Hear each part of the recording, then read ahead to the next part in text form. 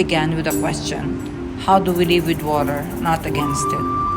The Estero Pavilion was my first response. But it wasn't mine alone.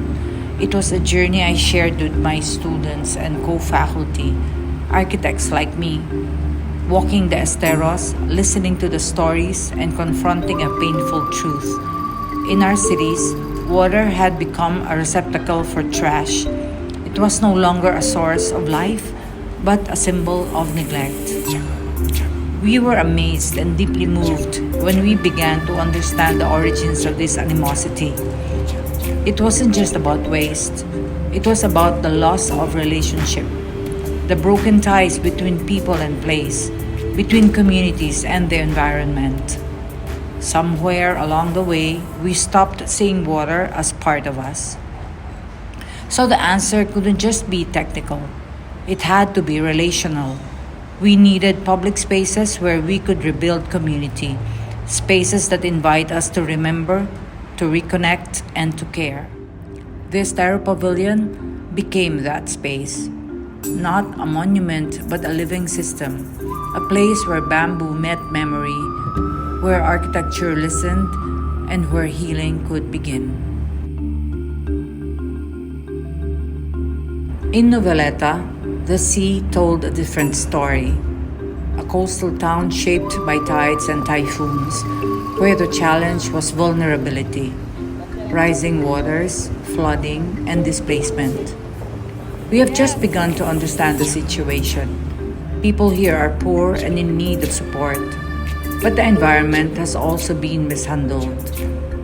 Corrupt practices have led to sand being quarried from the coast, causing the destruction of coral reefs and the loss of fishing opportunities.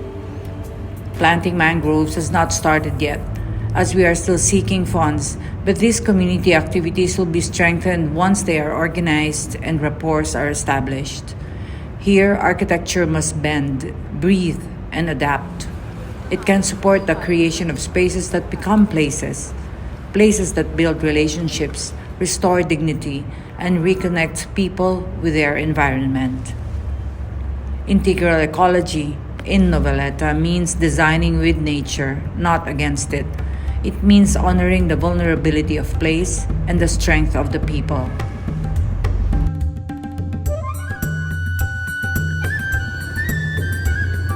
Then came Encantiera, a mountain sanctuary in Batangas.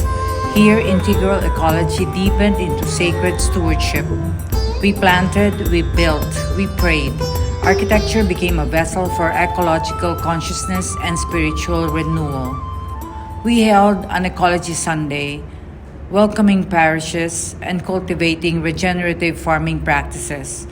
Encantiera Sancta is not just a site, it is a way of being.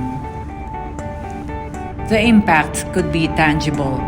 In Manila, we see Estero communities gaining safer, more dignified spaces.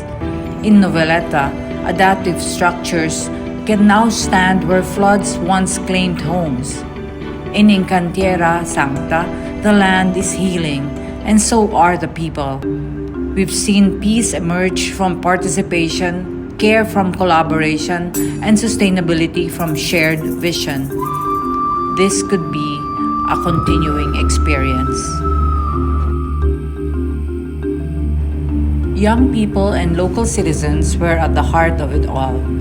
Students, fisherfolk, barangay leaders, they shaped the initiative with their stories, their labor, their dreams. In every site, we invited them not just to participate, but to co-create. Their involvement turned architecture into a collective act of care.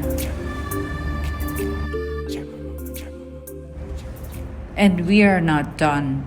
We are expanding the initiative locally through barangay partnerships and nationally through architectural education and policy dialogue.